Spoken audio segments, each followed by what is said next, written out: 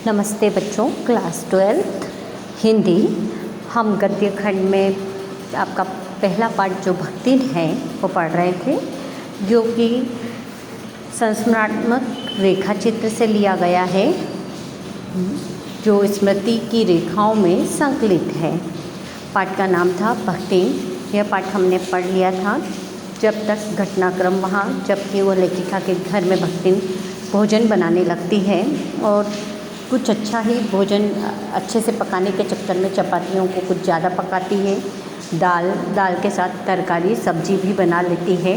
उस समय की बातें। तब उसके आगे लेखिका क्या कहती हैं, इसी से आज मैं अधिक देहाती हूँ, पर उसे शहर की हवा नहीं लग पाई। मकई का रात को बना दलिया सवेरे मट्ठे से सौंधा लगता है। बाजरे के तिल लगाकर बनाए हुए गरम कम अच्छे लगते हैं। ज्वार के भुने हुए भुट्टे के हरे दानों की खिचड़ी स्वादिष्ट बनती है। सफ़ेद महुए की लपसी संसार भर के हलवे को लजा सकती है आदि वह मुझे क्रियात्मक रूप से सिखाती रहती है। पर यहाँ का रसगुल्ला तक भक्तिन के पोपले मुंह में प्रवेश करने का सौभाग्य नहीं प्राप्त कर सका।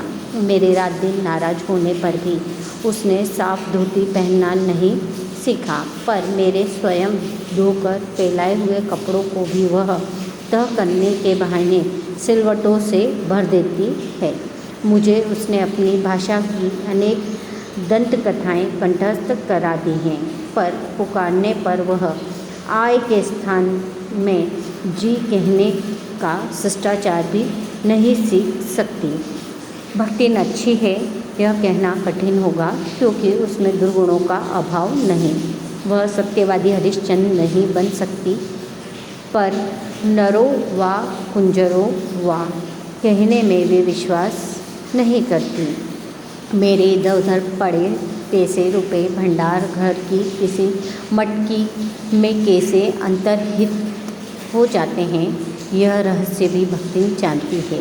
पर उस संबंध में किसी के संकेत करते ही वह उसे शास्त्र के लिए चुनौती दे डालती है, जिसको स्वीकार कर लेना किसी तर्क शिरोमणि के लिए संभव नहीं। यह उसका अपना घर ठहरा पैसा रुपया जो इधर उधर पड़ा देखा, संभाल कर रख दिया। यह क्या चोरी है? उसके जीवन का परम कर्तव्य मुझे प्रसन्न रखना है। जिस बात से उसे क्रोध आ सकता है उसे बदल कर इधर उधर करके बताना क्या झूठ है? इतना चोरी और इतना झूठ तो धर्मराज महाराज में भी होगा। नहीं तो वे भगवान जी को कैसे प्रसन्न रख सकते और संसार को कैसे चला सकते? शास्त्र का प्रश्न भी भक्ति अपनी सुविधा के अनुसार सुलझा लेती है। मुझे स्त्रियों का सिर घुटाना अच्छा नहीं लगता, अतः मैंने भक्ति को रोका। उसने अकुंठित भाव से उत्तर दिया कि शास्त्र में लिखा है। कौतूहलवश में पूछ ही बैठी, क्या लिखा है? तुरंत उत्तर मिला, तीरथ गए मुड़ाए सिद्ध। कौन से शास्त्र का यह रहस्य सूत्र है? यह जान लेना मेरे लिए संभव ही नहीं था, अतः मैं हारकर मौन हो रही। और भक्ति का जूड़ा कर्म हर बृहस्पतिवार को एक दरिद्र नापित के गंगा जल से धुले उस तरह द्वारा यथाविधि निष्पन्न होता रहा। चूड़ा कर्म से तात्पर्य सिर मुड़ाना और नापित का अर्थ है नाई। पर वह मूर्ख है या विद्या बुद्धि का महत्व नहीं जानती, यह कहना असत्य कहना है। अपने विद्या के अभाव को वह मेरी पढ़ाई लिखाई पर अभिमान करके भर लेती है। एक बार जब मैंने सब काम करने वालों से अंगूठे के निशान के स्थान में हस्ताक्षर लेने का नियम बनाया, तब भक्तिन बड़े कष्ट में पड़ गई, क्योंकि एक तो उससे पढ़ने की मुसीबत नहीं उठाई जा सकती थी, दूसरे सब गाड़ीवान दाइयों के साथ बैठकर पढ़ना उसकी वयोवृद्धता का अपमान था। अतः उसने कहना आरंभ किया, हमारे मालकिन तो रात दिन यन माँ गड़ी रहती है। अब हमहु पढ़े लागब तो घर गृहस्थी कौन देखी सुनी। पढ़ाने वाले और पढ़ने वाले दोनों पर इस तर्क का ऐसा प्रभाव पड़ा कि भक्तिन इंस्पेक्टर के समान क्लास में घूम घूम कर किसी के आ ई की बनावट, किसी के हाथ की मथरता, किसी की बुद्धि की मंदता पर टीका टिप्पणी करने का अधिकार पा गई। उससे तो अंगूठा निशानी देकर वेतन लेना नहीं होता, इसी से बिना पढ़े ही वह पढ़ने वालों की गुरु बन बैठी। वह अपने तर्क ही नहीं, तर्कहीनता के लिए भी प्रमाण खोज लेने में पटु है। अपने आप को महत्व देने के लिए ही वह अपनी मालकिन को असाधारणता देना चाहती है, पर इसके लिए भी प्रमाण की खोज ढूंढ आवश्यक होती है। जब एक बार मैं उत्तर पुस्तकों और चित्रों को लेकर व्यस्त थी, तब भक्तिन सबसे कहती घूमी, ऊ बिचरी औ तो रात दिन काम में झुकी रहती है और तुम पचे घूमती फिरती हो। चलो तनिक हाथ बटाए लेओ। सब जानते थे कि ऐसे कामों में हाथ नहीं बटाया जा सकता, अतः उन्होंने अपनी असमर्थता प्रकट कर भक्तिन से पिंड छुड़ाया। बस इसी प्रमाण के आधार पर उसकी सब अतिशयोक्तियाँ अमर बेल सी फैलने लगी। उसकी मालकिन जैसा काम कोई जानता ही नहीं, इसी से तो बुलाने पर भी कोई हाथ बटाने की हिम्मत नहीं करता, पर वह स्वयं कोई सहायता नहीं दे सकती। इसे मानना अपनी हीनता स्वीकार करना है। इसी से वह द्वार पर बैठकर बार बार कुछ काम बताने का आग्रह करती है। कभी उत्तर पुस्तकों को बांधकर, कभी अधूरे चित्र को कोने में रखकर, कभी रंग की प्याली धोकर और कभी चटाई को आंचल से झाड़कर वह जैसी सहायता पहुंचाती, उससे भक्तिन का अन्य व्यक्तियों से अधिक बुद्धिमान होना प्रमाणित हो जाता है। वह जानती है कि जब दूसरे मेरा हाथ बटाने की कल्पना तक नहीं कर सकते, तब वह सहायता की इच्छा को क्रियात्मक रूप देती है। इसी से मेरी किसी पुस्तक के प्रकाशित होने पर उसके मुख पर प्रसन्नता की आभा वैसे ही उद्भासित होती है जैसे स्विच दबाने से बल्ब में छिपा आलोक में उजाला प्रकाश। वह सुने में उसे बार बार छूकर आँखों के निकट से ले जाकर और सब और घुमा फिरा कर मानो अपनी सहायता का अंश खोजती है, और उसकी दृष्टि में व्यक्त आत्मघोष कहता है कि उसे निराश नहीं होना पड़ता। यह स्वाभाविक भी है। किसी चित्र को पूरा करने में व्यस्त मैं जब बार बार कहने पर भी भोजन के लिए नहीं उठती, तब वह कभी दही का शरबत, कभी तुलसी की चाय वही देकर भूख का कष्ट नहीं सहने देती। दिन भर के कार्यभार से छुट्टी पाकर जब मैं कोई लेख समाप्त करने या भाव को छंदबद्ध करने बैठती हूँ, तब छात्रावास की रोशनी बुझ चुकती है। मेरी हिरनी सोना तख्त के पेताने फर्श पर बैठकर पागुर करना बंद कर देती है।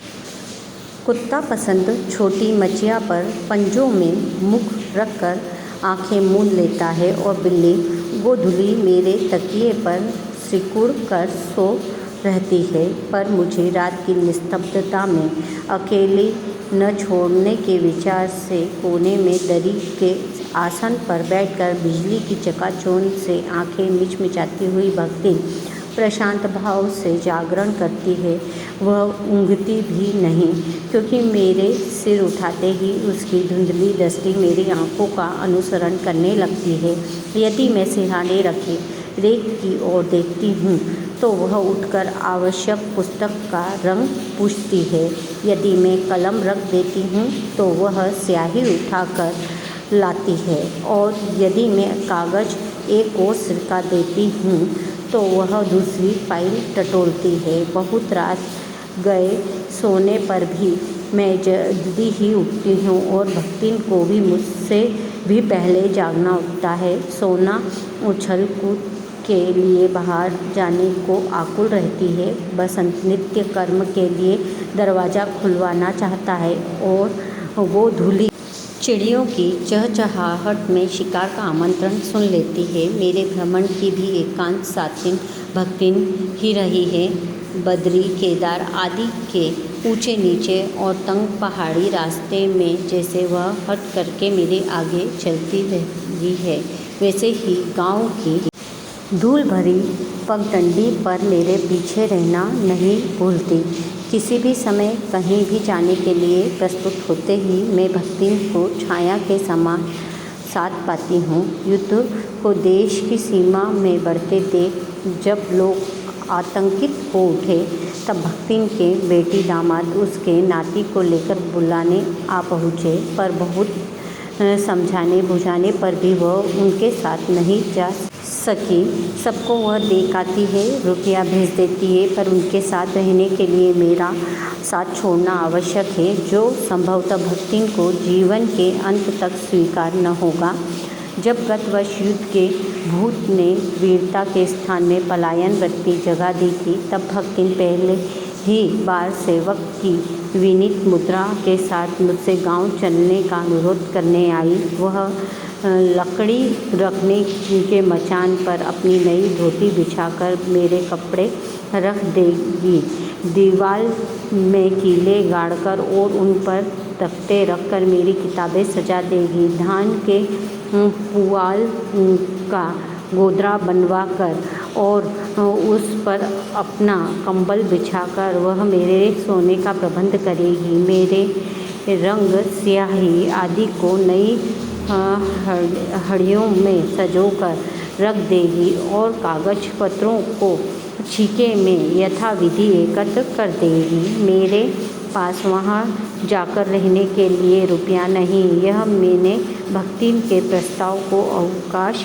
न देने के लिए कहा था, पर उसके परिणाम ने मुझे विस्मित कर दिया। भक्तिन ने परम रहस्य का उद्घाटन करने की मुद्रा बनाकर और ओला मुँह मेरे कान के पास लाकर होले होले बताया कि उसके पास 5 बीसी और 5 रुपया गड़ा रखा है, उसी से वह जब प्रबंध कर लेगी, फिर लड़ाई तो कुछ अमरोती खाकर आई नहीं है। जब सब ठीक हो जाएगा तब यहीं लौट आएंगे। भक्तिन की कंजूसी के प्राण पूंजीभूत होते होते पर्वताकार बन चुके थे, परंतु इस उदारता के डायनामाइट ने क्षण भर में उन्हें उड़ा दिया। इतने थोड़े रुपए का कोई महत्व नहीं, परंतु रुपए के प्रति भक्तिन का अनुराग इतना प्रख्यात हो चुका है कि मेरे लिए उसका परित्याग मेरे महत्व की सीमा तक पहुंचा देता है। भक्तिन और मेरे बीच में सेवक स्वामी का संबंध है, यह कहना कठिन है कि क्योंकि ऐसा कोई स्वामी नहीं हो सकता जो इच्छा होने पर भी सेवक को अपनी सेवा से हटा न सके, और ऐसा कोई सेवक भी नहीं सुना गया जो स्वामी के चले जाने का आदेश पाकर अवज्ञा से हंस दे। भक्तिन को नौकर कहना उतना ही असंगत है जितना अपने घर में बारी बारी से आने जाने वाले अंधेरे उजाले और आंगन में फूलने वाले गुलाब और आम को सेवक मानना। वे जिस प्रकार एक अस्तित्व रखते हैं जिसे सार्थकता देने के लिए ही हमें सुख दुख देते हैं, उसी प्रकार भक्तिन का स्वतंत्र व्यक्तित्व अपने विकास के परिचय के लिए ही मेरे जीवन को घेरे हुए है। परिवार और परिस्थितियों के कारण स्वभाव में जो विषमताएं उत्पन्न हो गई हैं, उनके भीतर से एक स्नेह और सहानुभूति की आभा फूटती रहती है। इसी से उसके संपर्क में आने वाले व्यक्ति उसमें जीवन की सहज मार्मिकता ही पाते हैं। छात्रावास की बालिकाओं में से कोई अपनी चाय बनवाने के लिए देहली पर बैठी रहती है, कोई बाहर खड़ी मेरे लिए बने नाश्ते को चखकर उसके स्वाद की विवेचना करती रहती है। मेरे बाहर निकलते ही सब चिड़ियों के समान उड़ जाती हैं और भीतर आते ही यथास्थान विराजमान हो जाती हैं। इन्हें आने में रुकावट न हो। संभवतः इसी से भक्तिन अपना दोनों जून का भोजन सवेरे ही बनाकर ऊपर के आले में रख देती है और खाते समय चौके का एक कोना धोकर पाक छत के सनातन नियम से समझौता कर लेती है। मेरे परिचितों और साहित्यिक बंधुओं से भी भक्तिन विशेष परिचित है, पर उनके प्रति भक्तिन के सम्मान की मात्रा मेरे प्रति उनके सम्मान की मात्रा पर निर्भर है और सद्भाव उनके प्रति मेरे सद्भाव से निश्चित होता है। इस संबंध में भक्तिन की सहज बुद्धि विस्मित कर देने वाली है। वह किसी को आकार, प्रकार और वेशभूषा से स्मरण करती है और किसी को नाम के अपभ्रंश द्वारा कवि और कविता के संबंध में उसका ज्ञान बड़ा है, पर आदर भाव नहीं।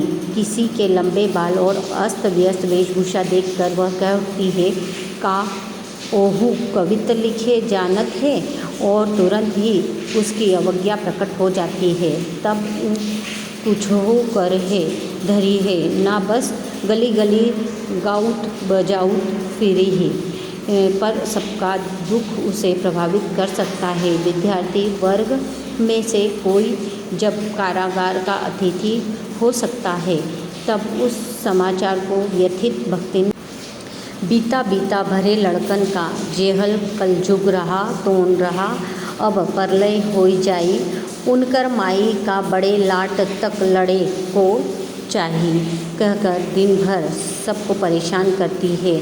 बापू से लेकर साधारण व्यक्ति तब सबके प्रति भक्तिन की सहानुभूति एक रस मिलती है। भक्तिन के संस्कार ऐसे हैं कि वह कारागार से वैसे ही डरती है जैसे यमलोक से। ऊंची दीवार देखते ही वह आंख मूंद कर बेहोश हो जाना चाहती है। उसकी यह कमजोरी इतनी प्रसिद्धि पा चुकी है कि लोग मेरे जेल जाने की संभावना बता बताकर उसे चिढ़ाते रहते हैं।